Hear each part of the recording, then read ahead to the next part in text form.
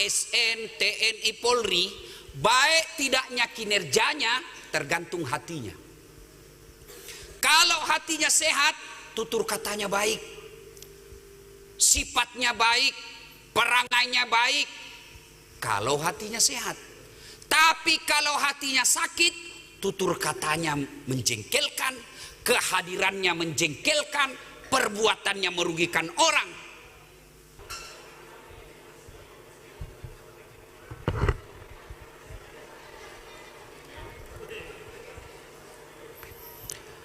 Assalamualaikum warahmatullahi wabarakatuh.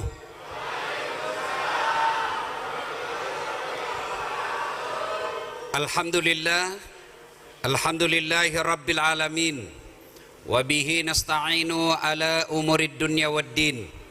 Ashhadu an la ilaha illallah wa ashhadu anna muhammadan abduhu wa rasuluh. Allahumma salli ala sayyidina Muhammad wa ala alihi wa sahbihi ajma'in. Amma ba'd. Faqad qala Allah subhanahu wa ta'ala fi kitabil karim. Bismillahirrahmanirrahim. Ya ayyuhalladzina amanu taqullaha haqqa tuqatih wa la tamutunna illa wa antum muslimun. Wahai orang-orang yang beriman, bertakwalah kalian kepada Allah dengan sebenar-benarnya takwa, dan janganlah kalian mati kecuali dalam keadaan beragama Islam. Wa qala idzan bismillahirrahmanirrahim. Ya ayyuhalladzina amanu dukhulu fis-silmi kaffatan wa la tattabi'u khutuwatis syaitan innahu lakum aduwwum mubin. Wahai orang-orang yang beriman, masuklah engkau ke dalam Islam secara sempurna, bukan Islam pencitraan, bukan Islam pilkada, bukan Islam pilcaleg, tapi Islamlah secara benar. Dan janganlah engkau ikuti langkah-langkah setan, karena sesungguhnya setan itu musuh yang nyata bagi kalian. Musuh kalian bukan polisi, musuh kalian bukan tentara, musuh kalian bukan ulama, musuh kalian bukan ASN, musuh kalian kata Allah setan, di mana setan itu musuh yang nyata bagi kalian. Dan ternyata di tempat ini masih ada juga setan yang berkeliaran. Allahu Akbar. Kita lagi dengar pengajian, masih ada setan. Setannya bukan pocong, setannya bukan uka-uka, tapi apa setan yang ada di tengah-tengah kita? Bentuknya handphone. Oh, dan sudah ceramah masih suka sini ini. Hoi, Bapak tahu ndak?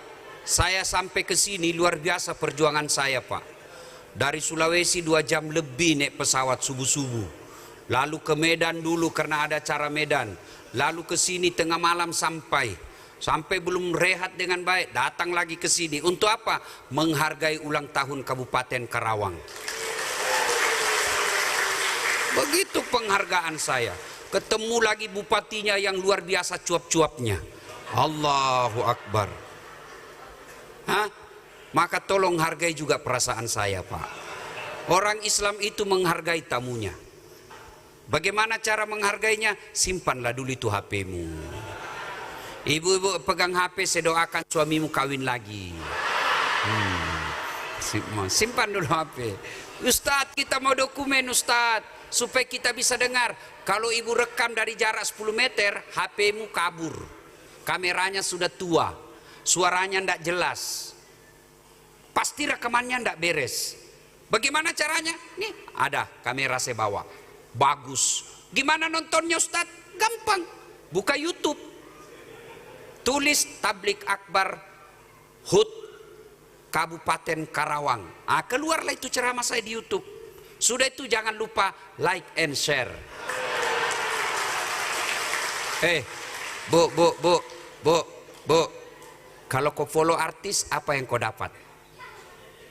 Bapak-bapak, kalau follow artis, apa yang dapat? Bapak bisa dapat dosa. Kenapa? Lihat paha, dada. Hah? Apa yang kau dapat kalau kau follow artis? Hai guys, bestie. Kau dapat. Tapi kalau kau follow ustadzmu, kau follow ulamamu, satu, kau angkat martabatnya ulama. Ulama itu pewaris para nabi. Masa pewaris nabi followernya cuma 100? Kau hina ulamamu. Yang kedua, Setelah kau follow ulamamu, kau dapat ilmunya, dapat pahala. Kau amalkan ilmunya, dapat lagi pahala. Kau sebar lagi ilmunya, tambah lagi pahalamu. Maka mulai hari ini follow Das Atlatif.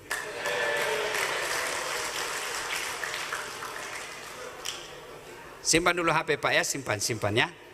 Kita dengar ceramah dulu. Wa qala idzan bismillahirrahmanirrahim.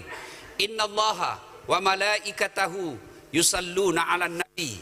Ya ayyuhalladzina amanu sallu 'alaihi wa sallimu taslima. Sesungguhnya Allah dan para malaikatnya bersalawat kepada Rasulullah Muhammad sallallahu alaihi wasallam. Maka wahai orang-orang yang beriman, bersalawatlah kalian kepada Rasulullah dengan sebaik-baik salawat. Suatu kali Nabi lagi duduk-duduk dengan malaikat Jibril. Tiba-tiba Nabi melihat ada malaikat 1 juta jari-jarinya, lebih 1 juta jari-jarinya. Bapak-bapak berapa jari-jarinya Pak? Ibu-ibu berapa jari-jarinya Bu? 10. Cacat dong. Masa enggak ada jari-jari kakimu? 20 Pak. Ini malaikat lebih 1 juta jari-jarinya. Nabi kagum. Jibril, siapa itu? Banyak betul jari-jarinya. Jibril menjawab, ya Muhammad, itu malaikat yang Allah tugaskan untuk mencatat air ketika hujan. Ada yang bisa catat air hujan? Ada? Pak Sekda bisa catat air hujan? Tidak mungkin. Kenapa? Banyak, jumlahnya jatuh bareng-bareng, laju, tidak bisa dicatat. Lalu malaikat ini berkata, Nabi berkata kepada malaikat pencatat air hujan, wahai malaikat, apa betul kau mampu mencatat air ketika hujan? Ya, ku catat yang jatuh di laut, ku catat yang jatuh di darat, ku catat yang jatuh di gunung, semua aku catat ya Muhammad, tak setetes pun aku lewati. Lalu malaikat ini berkata, ya Muhammad, ada satu yang tidak mampu aku catat. Apa? Ketika umatmu berkumpul di satu tempat, lalu mereka bersalawat kepadamu bareng-bareng, aku tidak bisa mencatat betapa banyak pahala yang Allah turunkan di tempat itu. Allahu Akbar. Coba teknisinya ini dek. Ini soundnya menggema. Coba kurangi, tidak usah pakai echo. Di mana teknisinya? Tidak usah pakai echo. Tutup echo-nya. Ya. Tutup echo. Cek. Tidak usah. Ya, tutup echo-nya. Bassnya dikurangi. Tidak usah pakai bass. Tutup bassnya. Echo-nya tutup, tidak usah pakai echo. Treble-nya full. Cek. Nah, lalu orang ini malaikat ini berkata, ya Muhammad, ada yang tidak mampu aku catat. Kenapa? Lebih banyak jumlahnya dari hujan. Apa gerangan? Ketika umatmu berkumpul di satu tempat seperti ini, lalu mereka bersalawat bareng-bareng kepadamu, aku tidak bisa mencatat betapa banyak pahala yang Allah hadirkan di tempat itu. Ibu Bupati yang saya hormati, Teh Seli yang saya hormati, orang masuk surga bukan karena tidak ada dosa Bu. Kalau orang masuk surga karena tidak ada dosa, tidak ada isinya surga kecuali Rasulullah Muhammad SAW. Lalu kenapa orang masuk surga? Ditimbang kebaikannya, timbang keburukannya, timbang punya timbang, ternyata lebih berat kebaikannya daripada keburukannya, meskipun selisihnya 0,1%. Maka ketika kumpul seperti ini, perbanyak bersalawat, karena di situ pahalanya lebih banyak daripada air hujan. Maka saya mau dengar mana lebih kencang suaranya ASN, ibu-ibunya dengan bapak-bapaknya. Kita tanding, bisa? Bisa? Yang merasa jenis kelamin laki-laki diam dulu. Perempuan dulu kita dengar. Ayo Bu, salawat bareng-bareng. Salatullah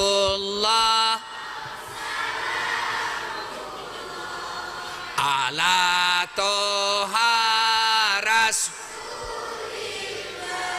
Salatullah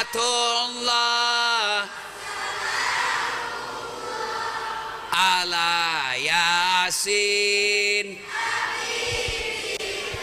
Oke, alhamdulillah nilainya 8,7. Ibu-ibu diam, kita dengar bapak-bapak. Ayo Pak, jangan mempermalukan jenis kelamin kita. Yuk. Ayo. Salatul salah ala toh Rasulillah salatullah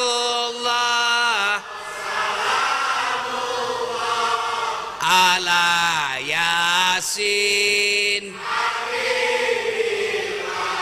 Nilainya 9,2. Ibu bapak, saudara-saudara sekalian, teristimewa yang kita hormati dengan segala kehormatan kita, Bupati Kabupaten Karawang Teh Seli. Saya dipesan tadi, jangan panggil ibu Ustadz, ketuaan. Bener juga, masih muda fotonya. Allahu Akbar. Pak Sekda dan seluruh ASN yang insya Allah dimuliakan dan dirahmati oleh Allah Subhanahu Wa Taala. Ini oleh-oleh ulang tahun. Kata Nabi, dalam dirimu terdapat segumpal daging. Kalau segumpal daging itu sehat, sehat semuanya. Kalau segumpal daging itu sakit, sakit semuanya. Sahabat bertanya, apa gerangan segumpal daging itu ya Rasulullah? Nabi menjawab, dialah qalbu, hati. Berarti di sini ASN, TNI, Polri, baik tidaknya kinerjanya tergantung hatinya. Kalau hatinya sehat, tutur katanya baik, sifatnya baik, perangainya baik. Kalau hatinya sehat.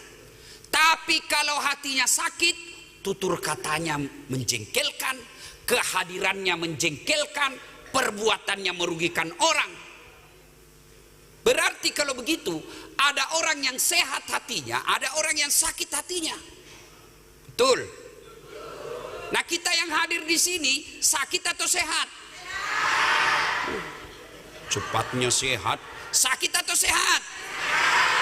Sebelum mengklaim sehat, langkah pertama yang Bapak harus tahu dulu, periksa apa saja jenis penyakit hati. 1, 2, 3, 4. Sudah tahu jenis penyakit hati? Cocokkan. Oh, ini saya kena. Oh, saya cuma 2. Oh, saya kena semua. Maka kali ini saya akan sampaikan jenis-jenis penyakit hati. Ini penting, Teh Seli. Kenapa?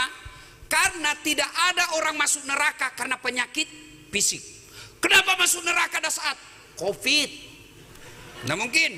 Kenapa masuk neraka? Mencret 3 bulan? Enggak. Kenapa masuk neraka? Panoan? Enggak. Tapi yang masuk neraka penyebabnya sakit hatinya. Mari, saya kasih contoh sederhana. Teh Seli dari Bandung ke Karawang, bawa mobil sendiri. Yang nyetir tangan, yang gas rem kaki, yang melihat perjalanan mata, yang berpikir sepanjang jalan apa? Otak. Tapi begitu ada tikungan, apa tertulis? Hati. Tidak tertulis otak. Iya toh, padahal kan otak yang berpikir. Iya toh. Teh Seli panggil Pak Sekda. Pak Sekda, tolong bikin pengumuman untuk ASN, potong gajinya yang tidak datang pengajian. Saya senang kalau dikasih gitu. Masa kalau artis kau datang pengajian tidak datang? Apa kau dapat kalau dapat artis? Apa kau dapat? Alamat palsu. Kelihatan dadanya, kelihatan pahanya. Enggak juga dikasih pegang kamu, dikasih lilisan. Nah, lalu Pak Sekda membuat pengumuman perintah dari Teh Seli. Yang mencatat tangan, yang melihat salah ketik mata, yang mencerna pengumuman itu otak. Tapi begitu dikasih ke announcer, apa dia katakan announcer? Perhatian. Tidak ada mengatakan perotakan. Berarti memang hati ini penting. Makanya penting ketahui apa penyakit hati. Banyak. Dalam kitab Tanbihul Ghafilin banyak sekali jenis penyakit hati. Tapi kalau dijelaskan semua tidak cukup waktu. Saya lihat saja yang mana penting-penting di antara wajah-wajah Bapak ini. Yang pertama penyakit hati yang paling banyak kita idap adalah al-mutakhawilu bis shalah, menganggap enteng solat. Teseli ada ajudan, ya toh? Iya. Coba kalau ibu bupati panggil, ajudan.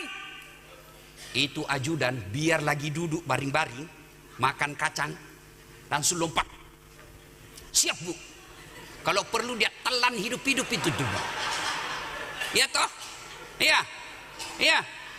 Ajudan. Siap. Ada enggak kira-kira ajudan dipanggil teseli? Ajudan, tunggu dulu ibu. Ajudan, ibu ndak lihat saya sibuk. Dimutasi kok. Iya toh? Iya. Padahal demi Allah Tezeli ada masa jabatannya paling lama 10 tahun. Pasti hilang jabatannya. Selesai ini 10 tahun 2024, biar berprestasi bagaimanapun tidak bisa lagi menjadi bupati. Selesai 10 tahun mau masih pakai lambang Garuda masuk di sini. Dibilangnya orang, oh sudah gila. Iya toh? Coba bupatimu aja kau takut katakan tunggu. Lalu kenapa ketika Allah memanggilmu dari masjid yang cantik, hayya 'alas shalah, apa jawabanmu? Tunggu, lagi meeting. Hayya 'alal falah. Bapak tahu enggak apa artinya hayya 'alal falah? Ibu-ibu tahu enggak artinya hayya 'alal falah? Ya Allah, sembuhkan penyakitku. Ya Allah, perbaiki pekerjaanku. Ya Allah, rahmati penghasilanku. Ya Allah, jadikan anakku anak yang soleh. Bapak pikir Allah tidak dengar itu doamu? Allah dengar semua keluhanmu. Allah dengar semua doamu. Maka Allah jawab, hayya 'alal falah. Ibu Polwan, sini. Allah panggil, buka jari, sini. Pak tentara, sini. Itu permintaanmu, saya mau kasih kamu. Itu hayya 'alal falah, sini. Saya kasih kau kemenangan. Itu artinya hayya 'alal falah. Sini, saya kasih apa yang kau minta. Tapi kita lebih memilih, tunggu, lagi rapat. Tunggu, lagi ada pembeli. Tunggu, lagi ada ketikan. Maka Allah katakan, ya sudahlah. Saya sudah panggil kau baik-baik, kau tidak mau datang, urus dirimu sendiri. Pantas 30 tahun kau jadi ASN tidak bisa lepas dari kredit. Ini muka-muka kredit semua ini.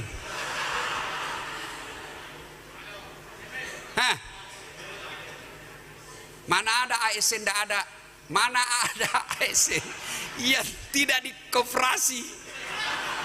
Mana ada ASN yang tidak kursus SK-nya. Boleh. Kursus semua SK-nya Pak. Belum jatuh tempo diperpanjang lagi. Iya toh? Apalagi namanya pegawai honor. Kenapa tahu Ustadz? Ya saya tahu begitu. Kenapa? Ya saya ASN. Saya bilang sama keluarga aku di kampung, ASN, gajiku 9 koma. Hebatnya Pak Ustadz. Iya, masuknya tanggal 9 sudah koma. Ayo Pak, Bu, adik-adik sekalian, saudaraku para camat, saudaraku para ASN, kalian mau jadi kepala dinas, tidak usah cari muka sama ibu bupati. Capek. Ganti bupati cari muka lagi. Ganti bupati cari muka lagi. Padahal, tuh bagus Bu Bupati tadi katakan, ndak usah cari muka. Ada memang itu ASN kalau sudah di depan bupatinya kayak ndak punya harga diri.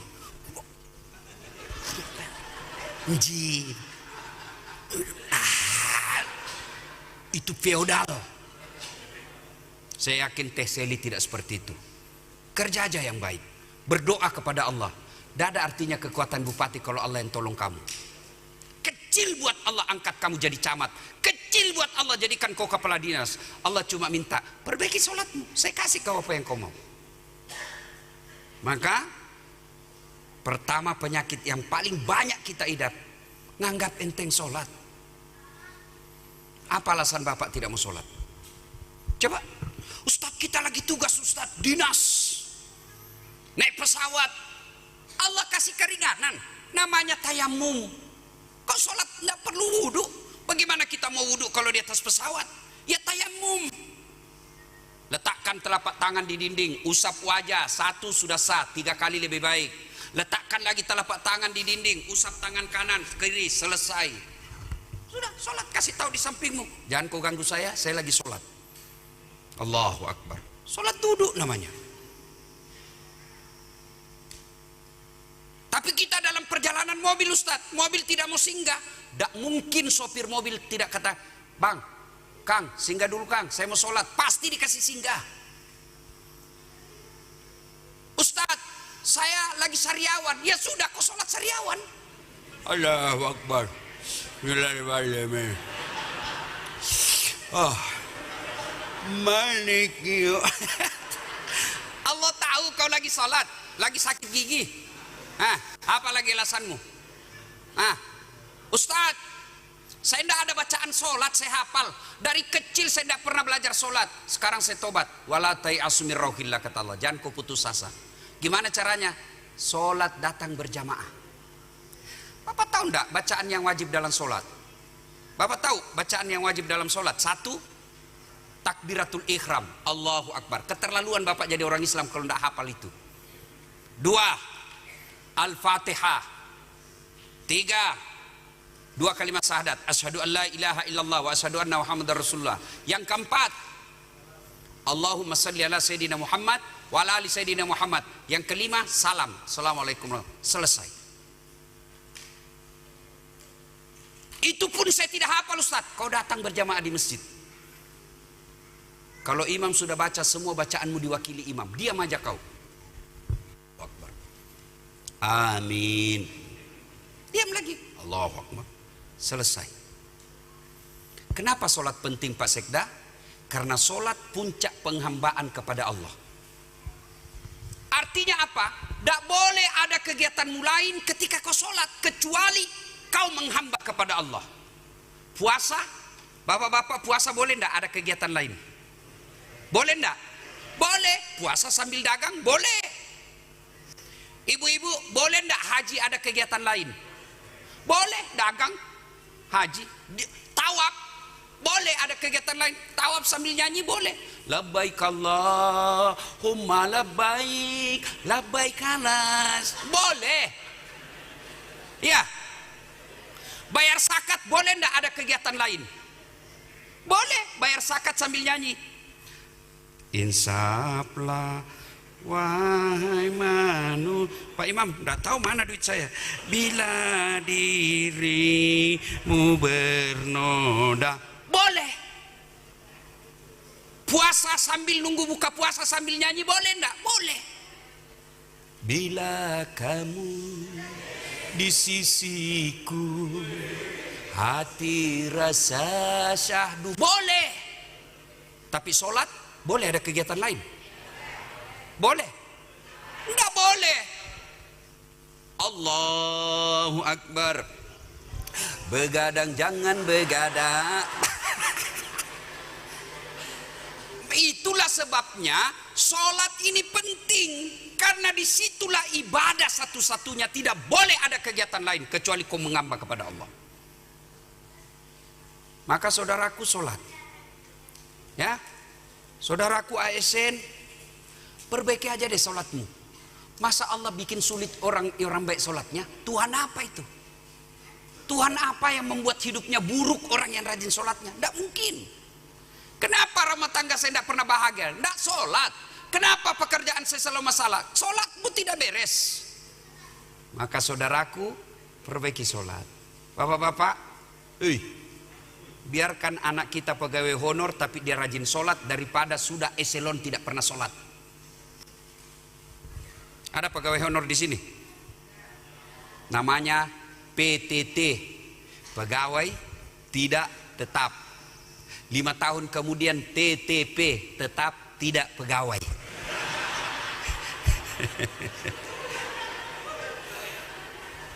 Ayo, Karena waktu yang terbatas.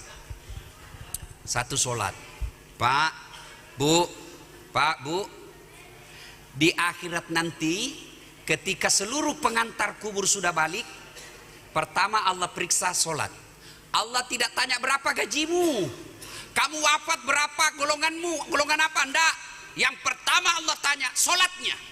Kalau sholatnya baik, seluruh amalnya diperiksa. Tapi kalau sholatnya tidak beres, semua amalnya dihapus, tidak ada gunanya. Nah, sholatlah. Sholat. Ini ibu-ibu paling banyak tidak sholat kapan? Selesai haid. Gratis 5 hari. Dia tambah bonus 2 hari. Kata suaminya, kenapa kau belum sholat? Biasanya cuma 5 hari. Ini sudah 7 hari kau belum sholat. Apa kata istrinya? Belum bersih. Masih ada sedikit-sedikit. Kata suaminya, kau bohong lagi. Apa bohong? Saya kasih lihat kau. Ini kelakuannya nih ibu-ibu ini. Kapan lagi ibu-ibu banyak tidak sholat? Ada pengantin, mukanya di make up, jilbabnya jilbab sakaratil maut, ada talinya dia ikat lehernya, 3 lapis, kiri kurung, kayak ada kering-keringnya di belah sini, kayak ada pohon di belakang. Di sini kayak ada bibit-bibit penyu. Celananya sempit, jalannya repot. Beleng-beleng. Coba teh Teli, jilbabnya sederhana, ya kan? Begitu tiba waktu sholat, hayya 'alas sholat. Kau pergi sholat, apa alasannya? Kau ndak lihat ini jilbabku, 1 jam pakainya ini, repot. Auzubillah min zalik. Apa Allah melarang kalian dandan? Tidak. Apa Allah melarang kalian berhias? Silahkan. Kalau kalian berhias untuk suamimu bangga, itu ibadah. Tapi kalau gara-gara dandanan tidak sholat, itulah kebodohan yang paling nyata. 1. Penyakit hati, al-mutakhawil bis sholat. Ya, saya sholat Ustaz, kenapa hidupku susah? Betul kau sholat tapi tidak ikhlas. Hayya 'alas sholat, asar lagi. Barusan kita sholat duhur, tidak ikhlas. Saya sholat Ustaz, betul kau sholat tapi tidak ikhlas. Mana buktinya? Bajumu itu juga kau pakai ke toilet, itu juga kau pakai tidur, itu juga kau pakai futsal, pakai mencuci, ke pasar, pakai lagi sholat. Malah ada ibu-ibu yang tanya, Ustaz, boleh tidak sholat tidak pakai BH? Kenapa ibu? Dia bilang panas. Boleh, tapi bayangkan kalau ibu menghadap sekda tidak pakai BH. Boleh tidak? Ditempeleng kau istrinya. Ndak sopan ini. Iya toh. Saya sholat Ustaz. Betul kau sholat tapi tidak ikhlas. Mana buktinya? Main-main ndak semangat Pak. Ada orang sholat pakai ndak semangat, betul ketemu Allah.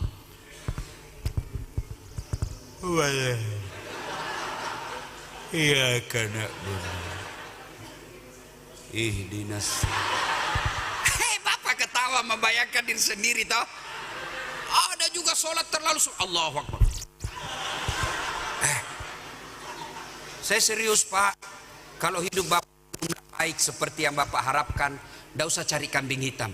Koreksi sholatmu. Andai saja saya diberi kuasa untuk menyeleksi PNS yang jadi pejabat, pertama saya periksa sholatnya. Kalau sholatnya beres, insya Allah baik kerjanya. Kalau tidak beres sholatnya, jangan percaya Tuhannya jadi tipu, apalagi bupatinya. 1. Yang kedua, karena waktu yang terbatas, kufur. Apa itu kufur? Tidak pernah mensyukuri pemberian Allah. Ini ASN ini, bayangkan kalian sudah dikasih gaji, jadi ASN ribuan daftar, tapi Allah pilih kalian. Tanya itu kasihan pegawai honor. Mereka kerjanya banyak, gajinya tidak jelas, tunjangannya tidak jelas, pensiunnya tidak ada, tapi kerjanya luar biasa banyaknya. Sedikit-sedikit kasih honor. Kalian punya NIP, malas bekerja. Ada pegawai honor di sini. Saya tahu itu kasihan pegawai honor, nyanyinya saya tahu. Lagunya pegawai honor. Berakit-rakit dahulu, berenang-renang ke tepian, sakit-sakit dahulu, susah-susah dahulu, lalu kemudian tetap susah. Itu pegawai honor Pak. Bapak-bapak, nih ASN mau dilantik sama Teseli Sekda, langsung gantikan Pak Sekda sekarang. Bapak mau? Bapak mau? Yang di depan ini mau? Mau kan? Tapi begitu Bapak dilantik, langsung lumpuh, tidak bisa gerak. Mau Pak? Mau? Lebih tidak ada jabatan. Ibu-ibu, mau tidak dikasih Teseli handphone harga 50 juta gratis? Mau ibu? Mau? Begitu ibu dikasih langsung tuli.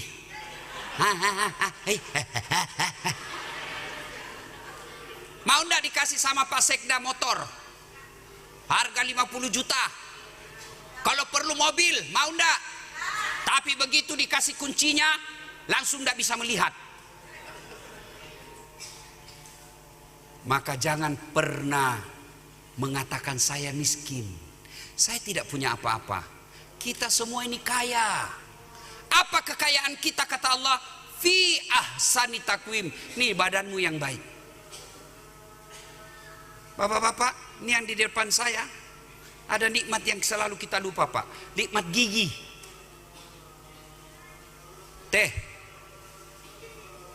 Tete pernah lihat kan orang pasang kawat gigi yang besi?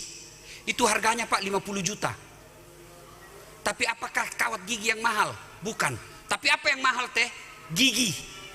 Biar Bapak mau pasang behel harga 100 juta, tapi tidak ada gigimu, apa kau mau kawat? Apa kau mau kawat? Dan hebatnya lagi nih gigi teh, tumbuh dan panjangnya dibatasi. Pak Sekda pernah tidak bayangkan seandainya gigi tumbuh seperti rambut? Gondrong mulutmu Pak. Tidak mungkin Teseli bisa jadi bupati kalau sudah gondrong mulutnya. Itulah Allah kasih kita. Allahu Akbar. Maka orang yang kufur adalah selalu merasa miskin. Kenapa kita miskin? Karena kita selalu mendefinisikan kekayaan itu uang, kekayaan itu pangkat jabatan, kekayaan itu deposito, kekayaan itu kebun. Maka kita miskin. Padahal kekayaan kita fi ahsani takwim. Ini badanmu yang sangat sempurna. Benar kata Ibu Bupati tadi. Dengan COVID ini memberikan banyak ilmu. Satu di antaranya ilmu tentang syukur. Nah, Bapak Ibu saudara-saudara sekalian, kufur. Nah, keterlaluan kita ASN kalau selalu merasa tidak ada nikmat yang Allah berikan. Tanya deh bapak-bapak, berapa banyak orang yang mau membayar sampai ratusan juta agar bisa jadi PNS ASN? Banyak orang Pak. Bahkan anak pejabat sendiri dia mau bayar supaya anaknya masuk jadi PNS. Kalian sudah ada di dalam, maka syukuri. Dengan cara apa? Banyak-banyaklah bekerja dengan baik. Karena tidak semua diberi kesempatan. 2, waktu yang terbatas. Yang ketiga, penyakit hati yang paling banyak kita, qillatul haya, kurang rasa malu. Malu dong, sudah diangkat sama Ibu Bupati jadi kepala dinas, tapi masih malas pengajian. Sudah dikasih mobil dinas, dibayarkan bensinnya, dibayarkan sopirnya, dikasih honor tunjangan, masa hanya datang pengajian masih malas? Malu dong. Malu dong jadi ASN tapi datangnya hanya mau datang tanda tangan. Malu. Budaya malu kalau sudah tidak ada pada diri manusia, maka Allah jelaskan mereka lebih hina dari binatang. Ibu-ibu, Bu, tahu kambing? Tahu kambing? Bapak-bapak tahu kambing? Kambing Pak, kalau dia suka ganggu temannya, kata pemilik kambing jual, dia ganggu temannya, sampai di pasar tidak ada yang beli. Kata pemiliknya, bawa pulang, potong, kita bagi, dagingnya kita makan rame-rame. Kulitnya jadi perhiasan, tanduknya jadi perhiasan, dagingnya jadi sate, ekornya jadi sop buntut, kakinya jadi sop kikil, lidahnya sop lidah, pipinya sop pipi, kulitnya pun kadang jadi kerupuk. Iya toh kambing, kalau dia ganggu orang, jual. Tidak ada yang beli, potong kita makan sama-sama. Kalau ada ASN, malas kerja, tidak sholat, suka ganggu orang, bau keteknya, busuk mulutnya, kuat makan, diapain Pak? Mau diapain? Siapa yang mau beli? Dipotong, siapa yang mau makan dagingnya? Inilah yang Allah jelaskan, mereka lebih hina dari binatang. Maka tujuan pengajian ini, Teh Seli ngundang saya, tujuannya agar kalian bisa lebih mulia dan tidak menjadi lebih hina dari binatang. Punya rasa malu. Malu dong. ASN jam 9 masih di warkop. Malu dong. Masih jam kantor sudah pulang lebih awal. Malu. Kalau budaya malu baik, insya Allah, maka penyakit hatinya hilang. Yang berikutnya, qaswatul qalbi. Apa itu? Keras hati, tidak mempan nasihat. Apa yang disebut qaswatul qalbi? Keras, dinasehati tidak mempan.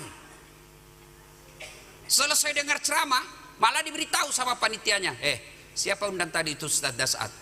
Saya Pak. Lain kali jangan kau undang ya. Memang kenapa Pak? Itu 6 dia bahas, saya terus dia kena. Itu orang yang mati hatinya. Orang yang nasihati tidak mempan. Itulah yang Allah sindir dalam Al-Quran. Wa thawaun alaihim a'anzartahum am lam tunsirhum. Kau sampaikan ayat Allah atau tidak, kau nasihati atau tidak, kau dakwai atau tidak, sama saja mereka tidak akan beriman. Itulah yang disebut qaswatul qalbi. Jadi Bapak kalau pulang dengar ceramah ini, oh saya kena itu tadi, kurang rasa malu. Oh saya yang kena itu. Itu berarti Bapak masih punya hati yang baik. Itulah yang Allah hadiahkan dalam Quran, orang yang baik hatinya. Innamal mu'minuna alladzina idza dzukirallah wajilat qulubuhum wa idza tuliyat alaihim ayatuhum sadatuhum imanan wa ala rabbihim yatawakkalun. Orang yang baik imannya, kata Allah, mereka apabila mendengar nama Allah bergetar hatinya, dan selesai dengar dakwah bertambah menjadi lebih baik. Kalau Bapak pulang ini lalu pandai mengoreksi, benar juga itu Ustaz, alhamdulillah. Tapi kalau Bapak masih katakan cerita aja itu, itu keras hati, tidak mempan nasihat, penyakit hati. Auzubillah min dzalik. Yang berikutnya, penyakit hati. Apa itu? Sakwa sangka. Sangka buruk. Tadinya kepala dinas, tiba-tiba menjadi staf ahli. Ahli yang tidak ada stafnya. Itu kan staf ahli. Ya kan? Sangka baik. Jangan lagi sangka buruk, sangka baik. Apa yang Allah berikan kepadamu pasti itulah yang terbaik. Cuma kita tidak tahu. Saya kasih contoh. Kalau bupati kita dokter, saya dulu 3 kali ikut SMPTN namanya. Mau jadi dokter 3 kali Pak. 3 kali saya ikut, tidak lulus. Malah saya lulus sospol. Saya sempat protes dalam doa, kenapa kau tidak luluskan saya? Ya Allah, kau tidak rugi jadi Tuhan kalau saya jadi dokter. Ternyata saya tahu jawabannya setelah saya kuliah di sospol. Pulang kuliah, terjadi tabrakan jalan perintis kemerdekaan namanya di Makassar. Tabrakan Pak, berceceran darah di jalan. Saya tolong dia. Dia yang tabrakan, saya merasa mau pingsan. Padahal dia yang tabrakan. Kenapa? Oh, saya tidak bisa lihat darah. Sampai sekarang, meskipun di grup-grup WhatsApp ada orang tabrakan atau ditikam, itu lama baru bisa saya lupa. Mungkin seolah-olah Allah yang berkata, Dasat, tidak usah kau jadi dokter. Kau tidak bisa jadi dokter, lebih baik kau jadi ustad. Temanku yang jadi dokter Pak, dia tugas di Kepulauan Aru. Mau lebaran sebelum Covid, saya tanya, Dok, kau pulang lebaran? Tidak Ustad. Rugi-rugi kau cari uang jauh-jauh, kau tidak lebaran sama orang tuamu. Apa dia bilang? Mahal tiket Ustad. Dalam hati saya, alhamdulillah, untung saya tidak jadi dokter, saya jadi ustad. Sekarang meskipun tiket mahal, saya tidak pernah pusing soal tiket. Kenapa? Bukan saya beli. Siapa yang beli? Teh. Hebatnya Apalagi saya pergi datang ke sini tidak bawa uang, pulang bawa uang, Pak. Sangka baik, sangka baik. Jadi saudaraku, kalau kau dimutasi, sangka baik, jangan sangka buruk. Kalau non job, berarti Allah ingin kalian rehat sejenak, lebih banyak fokus untuk keluargamu. Kau non job, gunakan waktumu baik, kau sekolah. Itu yang namanya sangka baik. 2014 saya ikut pilkada, Pak. Bukan saya yang mau, partai yang minta. 10 pasang. Kalah, tidak. Cuma yang menang lebih banyak suaranya. Itu yang disebut sangka baik. Sangka baik, Pak.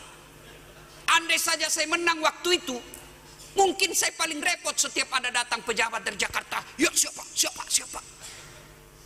Alhamdulillah, saya jadi ustadz. Bukan saya siap-siap, Pak. Presiden pun saya bisa ceramah di depannya. Coba saya jadi wali kota. Jadi sangka baik. Saya gagal jadi tentara waktu itu. Teman saya lulus, dia jadi polisi, baret merah. 2 bunga sekarang dia pakai, Pak.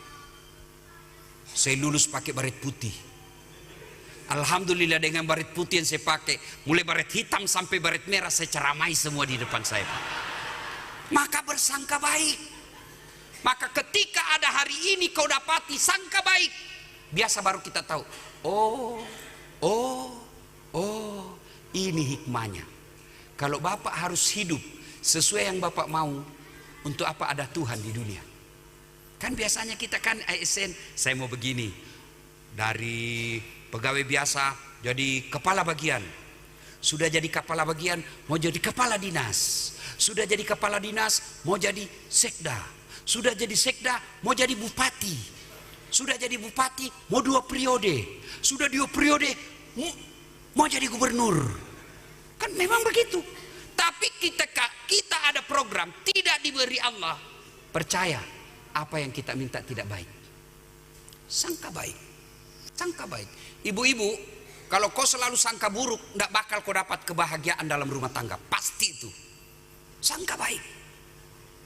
Telepon suami tidak dijawab. Oh, lagi meeting. Sangka baik. Telepon lagi siang tidak dijawab. Kenapa belum di? Oh, sholatku lagi sholat. Telepon sore belum dijawab. Oh, dilupa pasti HP-nya ini. Begitu tiba masuk WhatsApp-nya temanmu, saya lihat suamimu bonceng cewek cantik betul. Oh, berarti suamiku lagi nge-grab. Sangka baik, tenang perasaan. Iya toh? Hei, bu, ada juga itu ibu-ibu, kerjaannya sangka buruk terus sama suaminya. Baru datang suaminya langsung, mana HP-mu, mana HP-mu. Dia kira enak jadi laki-laki. Hei bu, hei, biar ibu rajin sholat, rajin puasa, tapi ibu kurang ajar sama suami, tidak bakal dapat baunya surga. Kenapa begitu, Ustaz? Karena dosanya ibu, suami tanggung. Bunda pakai jilbab, bunda sholat, ibunda tahu ngaji, suaminya tuh dulu dicari nanti di akhirat. Mana di suaminya ini? Itulah sebabnya perempuan haram keluar rumah tanpa izin suami. Kenapa? Suami menanggung dosanya ibu. Dan enaknya jadi ibu tidak tanggung dosanya suami. Suamimu selingkuh, suamimu maksiat, narkoba, judi, mabok-mabokan, istrinya tetap jadi istri yang soleha, tidak tanggung. Nabi bahkan katakan, bu, tidak ada urusan dengan suamimu, tadkhulul jannati bisalam, silakan masuk surga dengan penuh keselamatan. Itu enaknya. Makanya jangan suka ngomel.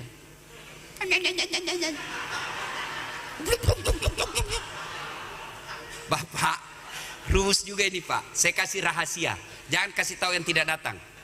Rumus menghadapi istri suka ngomel, diam. Diam, makin Bapak jelaskan makin banyak ceritanya.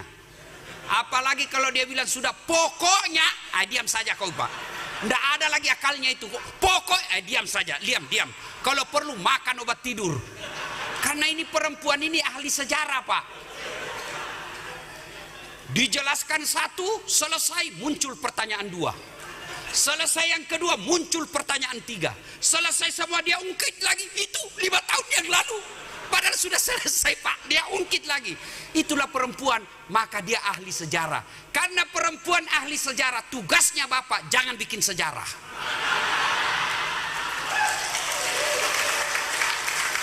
Ibu juga jangan suka ngomel. Hei bu, Pak, ini ada cerita. Ibu-ibu nanya ke saya di Makassar, Ustadz, kenapa suamiku tidak betah di rumah? Saya takut dia tersinggung Pak. Saya ceritakanlah, Bu, ada suami istri, suaminya suka ngomel. Ada aja ngomel aja kerjanya. Suatu ketika suaminya, Pak, belikan perhiasan istrinya, dibelikan emas. Senang istrinya. Kata suaminya, dek, kita pergi wisata sumur tua ya. Ada sumur di kampungnya 400 tahun sudah umurnya Pak. Dalamnya 14 meter. Ketemulah dia. Kata suaminya, kau lihat ini sumur dek, ini sumur tua. Ada ndak airnya? Ada bang, dangkal. Ah iya sih, dangkal bang. Paling sampai di lutut. Dalam hati suaminya, oh berarti aman. Dekat-dekat istrinya mulut sumur, didorong masuk istrinya. Pak! Ha! Ngomel kau sudah di situ. Ngomel kau, ndak ku dengar juga. Suaminya senang-senang di atas. Tiba-tiba 1 jam kemudian ada dari dalam sumur makhluk tinggi hitam besar. Kaget suami. Hei, siapa kamu? Saya jin penunggu sumur ini. Saya sudah 400 tahun di dalam tenang-tenang. Ada perempuan di dalam, ngomel aja kerjanya.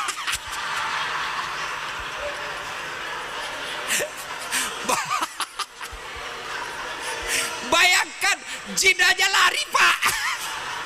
Maka ibu-ibu sudah tahu jawabannya. Kenapa suamimu tidak betah di rumah? Hah? Hah?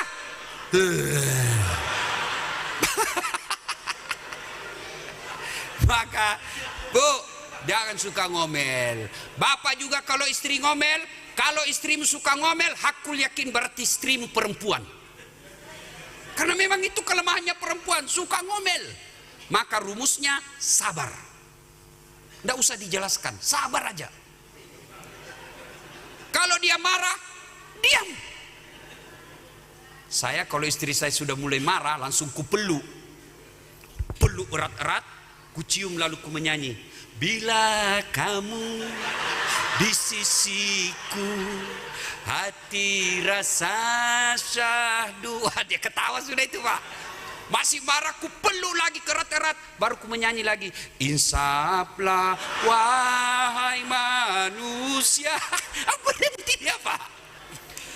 Tapi kalau kita bertengkar, yang saya bingung juga Pak, ASN sudah rumah ngontrak, gaji ala kadarnya, bertengkar, tiap hari bertengkar, hamil lagi.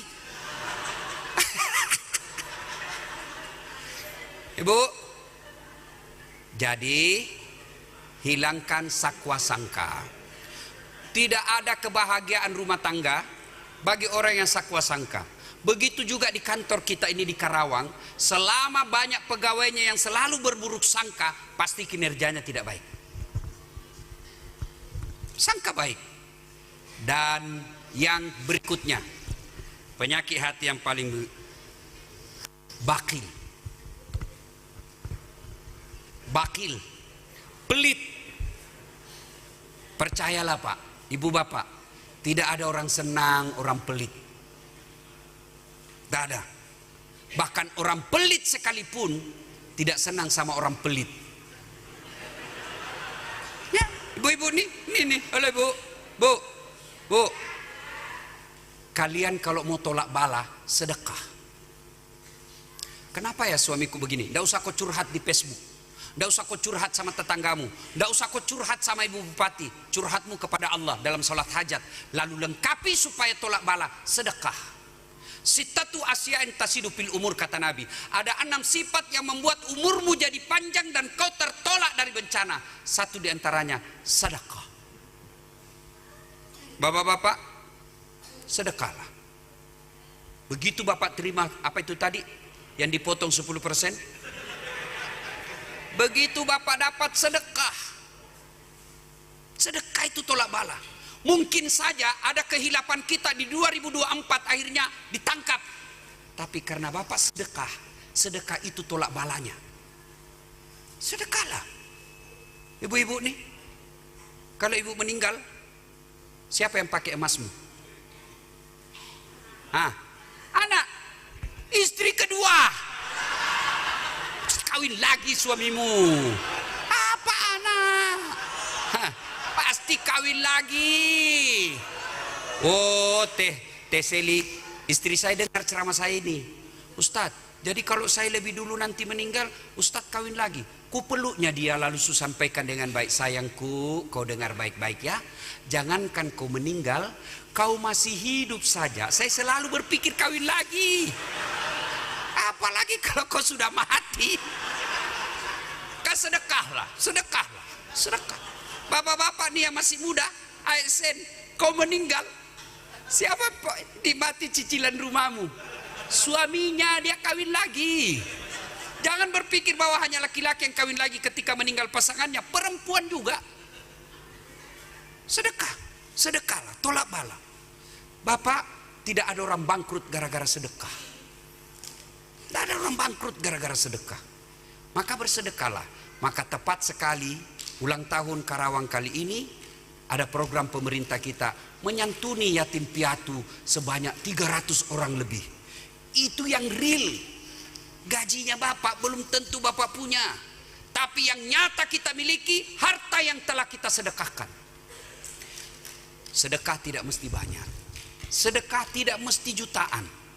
Kalau kita orang miskin, Ustadz, di masjid itu dari toilet ke pintu tidak ada sandal, sedekahlah dengan sandal jepit.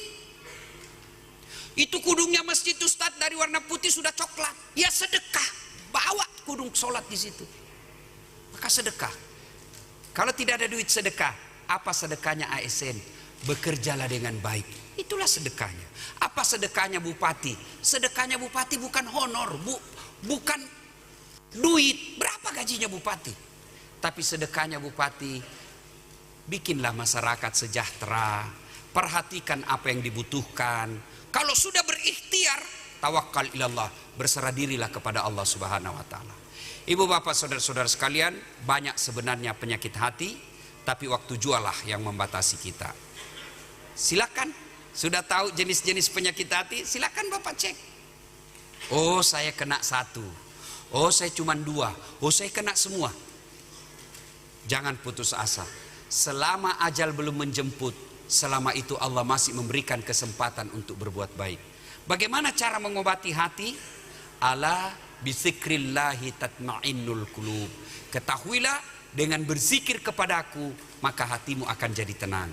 Maka sisa jabatan bupati mengobati hati, penyakit hati ASN kita, giatkan kembali pengajian supaya nanti di akhirat Bu Bupati ditanya sama Allah, kamu 10 tahun jadi bupati, 5 tahun jadi wakil, apa yang telah kau lakukan untuk masyarakat Karawang? Saya sudah membantu para marbot, saya sudah mengadakan pengajian. Akhirnya di hadapan Allah, jabatan itu bukan menjadi beban buat kita, tapi menjadi beban timbangan kebaikan di akhirat kelak. Demikian, mudah-mudahan ada manfaat. Mohon maaf atas segala kekurangan. Usikum wa nafsi bitaqwallah. Assalamualaikum warahmatullahi wabarakatuh. Waalaikumsalam warahmatullahi wabarakatuh. Boleh beri tepuk tangan yang meriah sekali lagi untuk Bapak Dr. Kiai Haji Das'ad Latif SOS SAG MSc PhD. Kami ucapkan terima kasih untuk tausiahnya.